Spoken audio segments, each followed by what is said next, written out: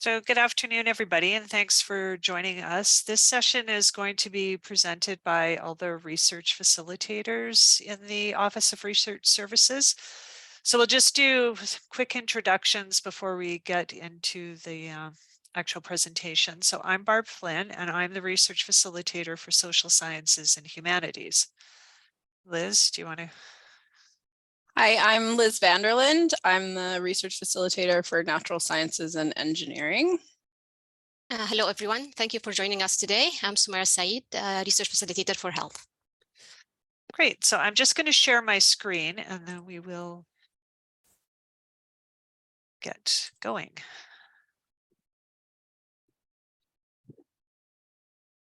Okay. Is that visible?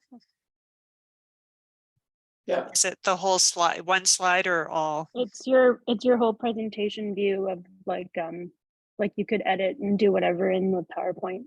Oh, okay, so I need to change that. Okay, one slide. We Is can that see okay? your notes, I think we can see like presenter view. Okay. It's showing you next slide. Next slide. Yeah, I'm just going to swap that. All right. Awesome. Onward. Okay. So what we're going to be doing today is just talking about both of these internal grants. They are designed to promote research at the U of R that can be moved forward later on into a larger scale and preparing for an external funding opportunity. So right now we're just looking at things that are in the early stages and are smallish projects that can be completed within a 2-year time frame. So funding sources, it used to just be called the President's Research Seed Grant. Because the monies for any kind of SSHRC related project are now coming from the SSHRC institutional grant, we are required to make that explicit in our funding opportunities. So we've now split them apart. So President's Seed Grant funding comes from an allocation from operating funds that's made by the president. And if sufficient funds exist, some of the funding also comes from the NSERC general fund.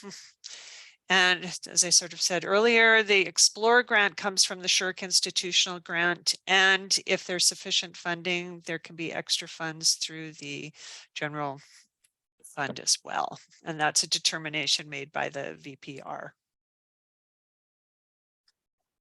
So a bit of an overview of this is for 2 years maximum.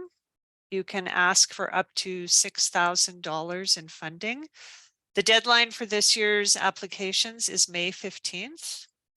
As a principal investigator, you can only submit one application, but you can be a co-applicant on any number of applications. So the President's Research Seed Grant supports proposals in the areas of health, science, and engineering, and SSHRC Explore for proposals that are related to social sciences and humanities. And you are allowed 2 awards in a 5-year period. So even if you get your award completed in 1 year, you can still only have 2 of them within a 5-year time frame.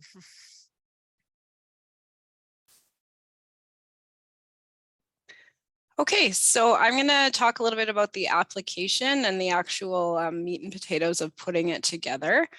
So just to give you an overview, the complete application includes the application form, which has a budget table as a component, a 3-page research proposal, 1 page is for references, and then we ask that you provide a CV and scholarly record for both for the applicant and any co-applicants that are involved in the project. I was just discussing this with a researcher earlier.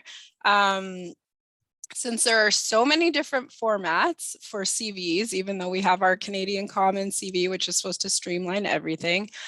So we will accept a number of different variations on this. So your CCV, if you're a natural sciences or engineering researcher, you can submit your Form 100 and your research contributions. You can submit a SSHRC CV or a SSHRC. web CV and research contributions. So pick whichever one is going to be the least amount of effort for you to update, and we'll accept any of those. And all of your attachments should be in Times New Roman font, 12-point font with minimum margins of 3/4 inches. So we try to run this program the similar way to the tri-agency. So you do want to make sure that you follow those requirements. And I will just say, double check your margins, because I think that the default setting is an inch margin. Sometimes you can get some extra space if you look into that.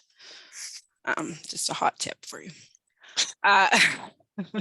So for the application form, it is an attachment. You get 3 pages maximum. So we'd like you to describe your research plan using the headings that we've requested, and we strongly encourage you to use the headings and format your proposal in this way. It's what the reviewers are expecting, and it aligns with the selection criteria, so it makes the review process a lot easier. So you want to include objectives or key research questions, your context or theoretical framework, methodology, impact, roles and responsibilities of team members, including students. So make sure that you touch on that student training component if that's relevant. And then the potential to secure external funding. So as Barb mentioned, these grants are intended to support and facilitate new projects or projects that need a little bit of a kickstart to make them competitive with external funding agencies. So that's really something that reviewers are looking for, is that you have a longer term plan to take the seed money, but then eventually move it forward to an external funding application.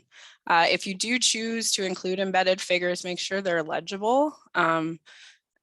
Especially, they can tend to take up a lot of room, and sometimes the text gets too small. So just make sure a reasonable person would be able to actually read what's in there. Otherwise, maybe question whether it's valuable or not to include it. And we really can't stress this enough. The research plan should be accessible to a multidisciplinary committee of non-experts. So typically our review committee, we try to have representation from all faculties, but it's likely going to be one person from each faculty. So by and large, the majority of the committee members are not going to be experts in your area. And so you need to write with that in mind. Liz? Yes. Can we circle back to co-investigators? We have a question if the co-investigator has to be an academic, or if they can be a community member that is not an academic. So that's an excellent question. I will give my answer, and then I'll maybe give Barb and Somiraa a chance to weigh in case they have a different take on it.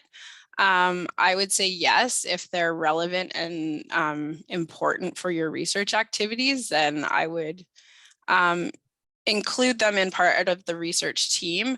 I would say you would not be able to flow funds to collaborators or co-investigators outside of the U of R, would probably be my answer. I don't know if you guys have anything you want to add to that?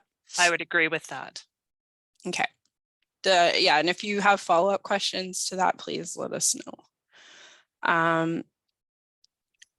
For including the CV. Yeah, I think that's a judgment call for you. I would say if you think that their CV is important and going to help a reviewer make a decision about funding your application, then I would include it. The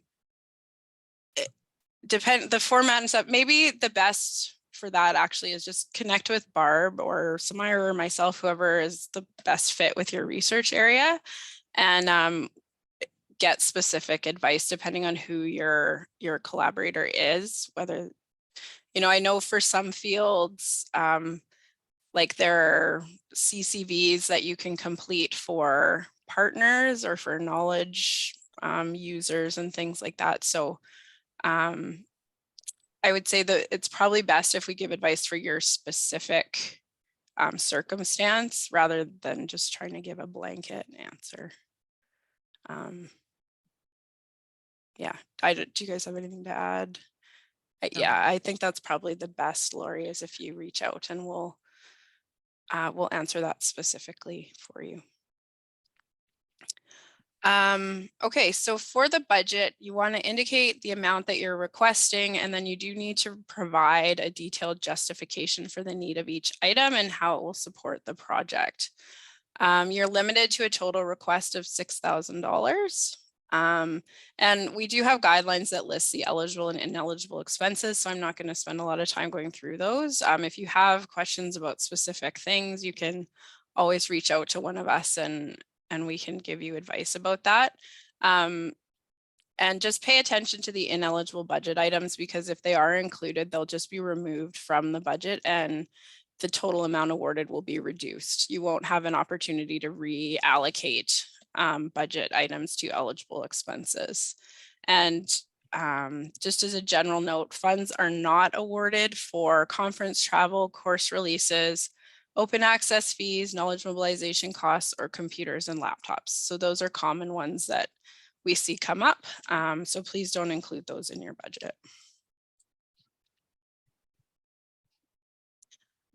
So the additional funding section, this is an area where we sometimes have some questions and a little bit of confusion. So if you have or are seeking additional funds for this same project, make sure you use this section to indicate the source amounts and plans for spending of the additional funding that will be used to support the project. And then provide a brief justification for the need for additional internal funding. I think this comes up in particular for applications coming from the faculties of science and engineering. So I guess the best way I can kind of try to explain this, the seed grants are for up to a maximum of 2 years. That doesn't mean that you have to describe a 2-year research project. So there's sort of 2 ways, I think, to approach the seed grant application. If your research budget requirements, like if the $6,000 isn't sufficient to support a 2-year project based on your research area. So either you could describe the full 2-year project and then use the additional funding section to explain that you have other sources as well and how the seed grant budget will be integrated into the funding and why it's required for you to be able to do the project successfully. The other option would be to pull a small piece out of that larger project and just describe that in your seed grant. So maybe $6,000 is only enough to support a 4-month project for an undergraduate summer student. Well, then that is what you would describe in your seed grant application and then not include the additional funding section. So those are sort of 2 different approaches that I think you could take. The seed grant can be used to support bridge funding. So if you had a source of external funds and you expect to have another source of external funds, and for whatever reason you have a gap and it's one continuing project and you just need to bridge that gap with a little bit of funding, you could explain that in this section as well.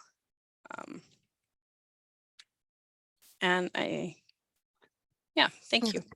So now we'll be talking about consideration of application and the review process. So the applications are reviewed by the Office of Research Services, so the research facilitator, for completeness and eligibility of proposed expenses. After that, applications are reviewed or considered by a multidisciplinary committee appointed by the Vice President Research. The reviewers, as we mentioned, it's a multidisciplinary, so make sure that you write your proposal as clear as possible for general audience. So for evaluation criteria, the reviewers will be looking at the completeness and the clarity of your proposal and showing that the proposal has a clear importance and significance in the field, including the originality and novelty of it. If there is expected contribution to knowledge and potential impact of the outcomes. Also, they will be looking at the quality and feasibility of the research design and within the maximum 2 years timeline. Also, if this proposal or this grant will help you to secure external funding, or if you are actually planning to apply for funding in the future from tri-agency. They will be considering the appropriateness and the justification of your budget and making sure that it aligns with your research objectives within the timelines. Lastly, they will be considering your scholarly record and the experience in the field. So according to the eligibility for application to the seed grant and SSHRC Explore, there is a funding priority. So the first, the priority will be given first to the cohort program participants this cycle at 2023. So please, if you are planning to submit President Seed Grant, join our cohort program for this year. If you just submit an expression of interest by April 10th, I guess. So followed by that, the emerging scholars will be given priorities, or early career faculty, including pre-tenure faculty who don't currently hold external funding. Followed by established scholars, so tenure faculty or pre-tenure faculty holding external funding. Followed by postdoctoral fellows, so postdoctoral fellows are eligible for this funding opportunity. And lastly, EPT members, where independent research is a requirement for their appointment. We do have a question on what is the cohort program? So the cohort program, we run the cohort program every summer. It's also split by discipline. So we have one for health, either CHR or SSHRC, and we have for social sciences, SSHRC, and we have also for INSERC and natural science and engineering. So in this cohort program, we have a workshop over the, hopefully the kind of 3 months of the summer, where you get we have a schedule where you get workshops addressing the different evaluation criteria for the major funding opportunities for example, INSERC discovery grants and the CHR project grant and the SSHRC development grant. So we try to give you workshop, we set it by evaluation criteria, and then we have invited speakers, successful scholars, sharing their experiences and they're answering their question. And also an additional part to our cohort program, we try to assign researchers to a mentor, where we can split the application into smaller pieces, and we get review and feedback. And by the end of the summer, you will have time to get constructive feedback and incorporate this feedback in your application if you're planning to apply for the next cycle.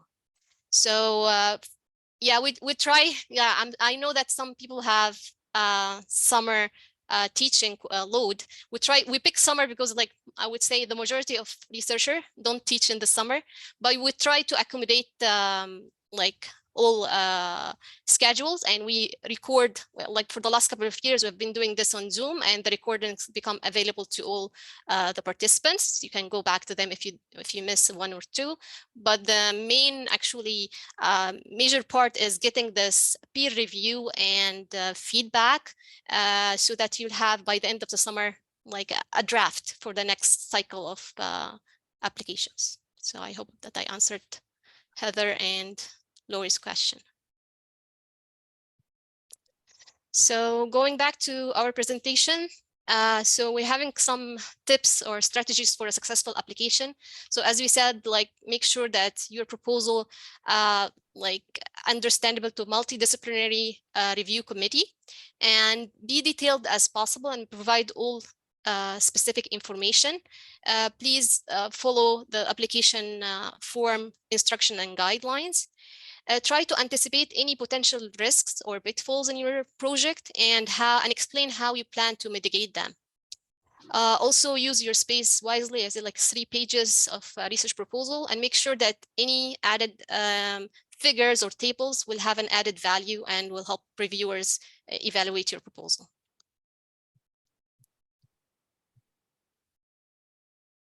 So lastly, we'll share some general tips for any competitive successful application. Number 1, please apply sound time management. So start early. And for this President Seed Grant, please start now to meet the May 15 deadline. Leave enough time to allow for several cycles of revisions. Number 2, try to write clearly and concisely as possible. And make your proposal understandable to a general audience. Use simple language and avoid the use of jargon. If you used any acronyms, please make sure to define all acronyms. As I said, please read the instructions and the guidelines provided and try to follow this instruction precisely. As Liz mentioned, all the formatting styles, headings, and margins, and also review the evaluation criteria that we discussed and make sure that your application address these evaluation criteria explicitly. Lastly, it's always a good idea or like to reach out to a trusted mentor or a peer in your field to read your proposal and give you some feedback. Also, if your audience is like a general audience, also make sure to ask feedback from a peer outside of your field.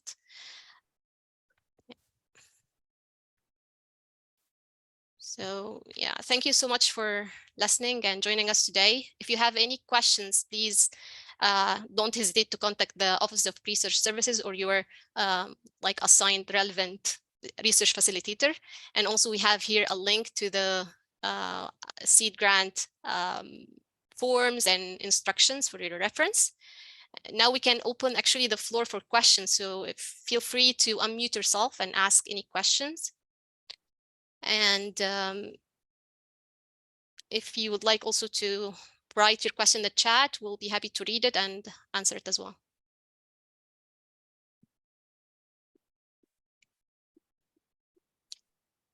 Thank you.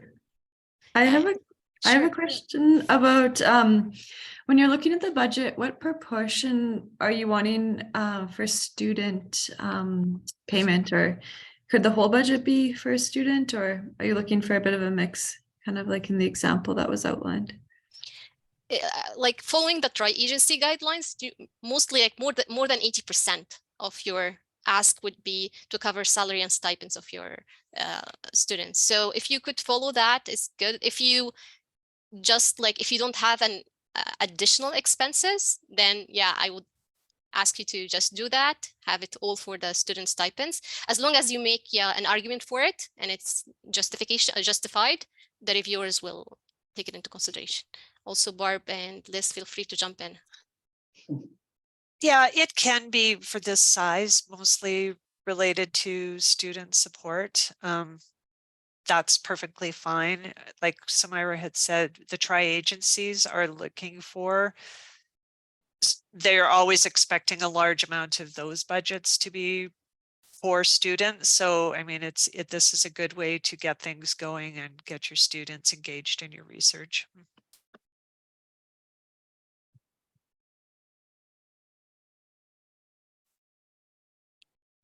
Thank you. Yeah, we have actually a SSHRC partnership engage grant at the moment, but it ends at the end of June and there's still work to do on the project.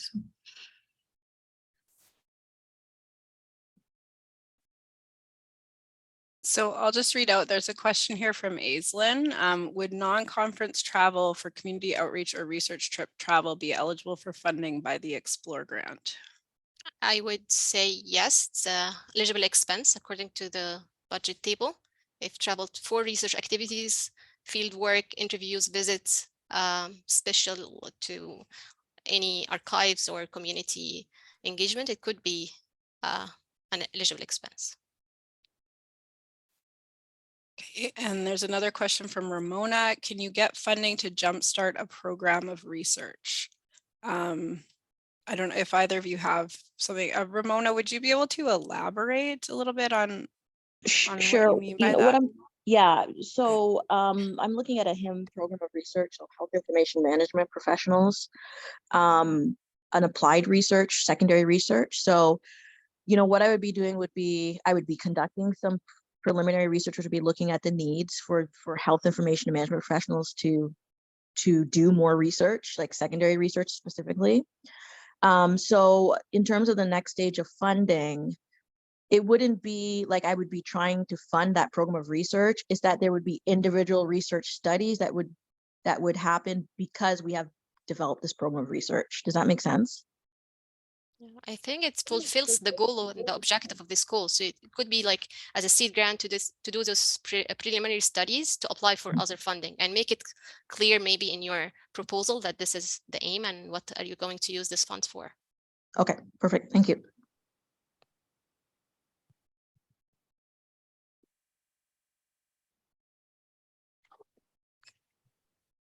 So I don't see any other questions in the chat. I have a question. Sure. I'm wondering if you could give an example on what kind of creative research would be funded. I always have a hard time kind of figuring out how the creative research falls into, and some examples would be really helpful. For example, well, I can pose one. For example, for a visual art exhibition, would this grant would it be eligible? Would an exhibition be eligible to be apply for this grant in terms of getting research to make the work, and then possibly to have student assistance with the creation and the mounting of the exhibition?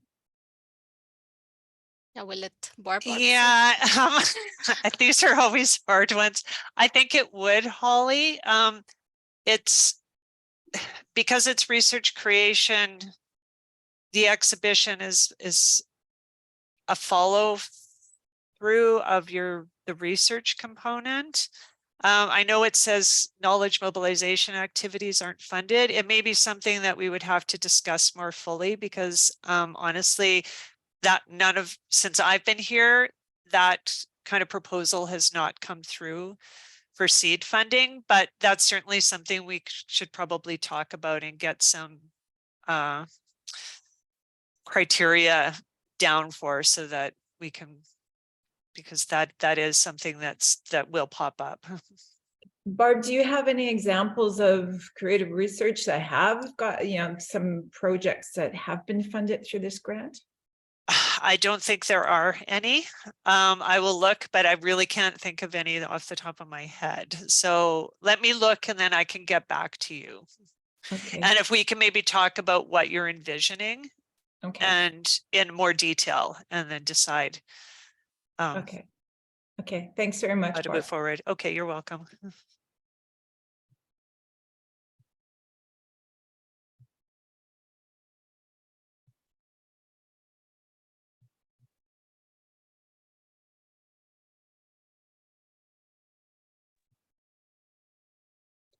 Another question here. Yeah, go ahead, Liz. So Angela, what you're asking, can you apply for both a Presidency grant and SSHRC Explore at the same time? So are you envisioning applying for 2 grants simultaneously in different research areas? Could you elaborate on that a little bit? Same research?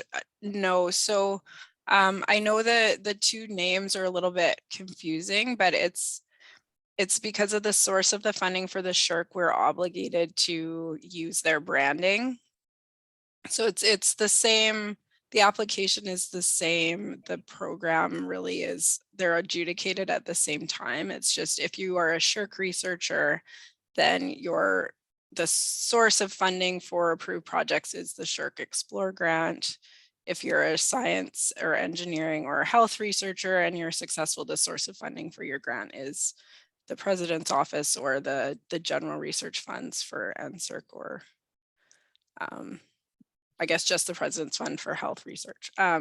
So I can understand your confusion there with the 2 names. Hopefully that helps clarify.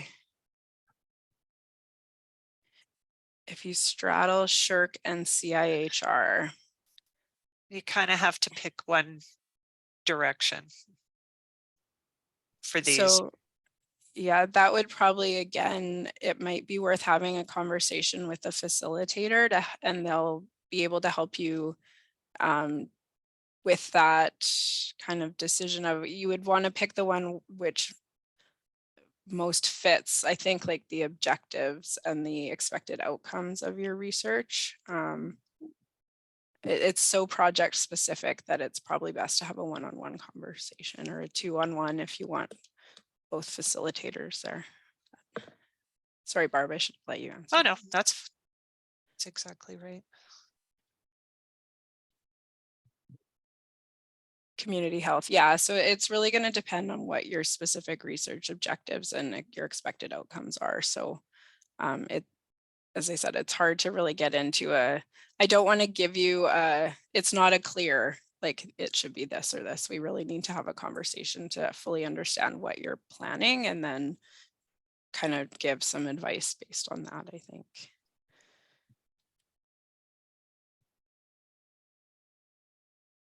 Yeah, I do understand research areas that are kind of in those borders between tri-agencies are really challenging or can be. Yeah. I have a question. Sure. This is sort of a weird one, but I'm going on maternity leave from May 1st to December 31st. And so I'm aware that SSHRC often gives sort of like an allowance of your break or whatever if you're successful. So is that just, say I was successful getting an Explore grant, is that just something that I deal with later on to sort of? Yeah, in that case, Aislinn, you can start it whenever you're back. Okay. And then you can ask for an extension too. Oh, okay. Yeah, so that's. But don't put it in the proposal or anything like that. No, that's fine. Okay. Thanks.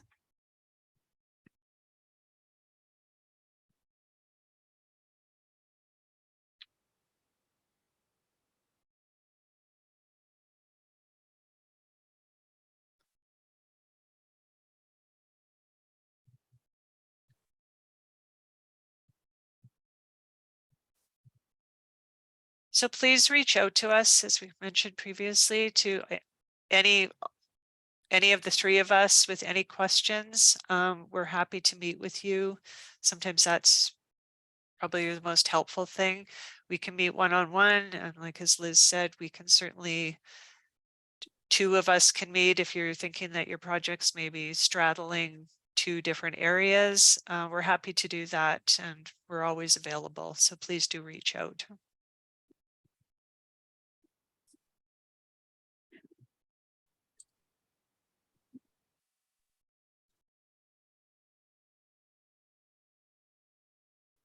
Thank you, everybody, for coming. Great, thank you. Have a good rest of your day.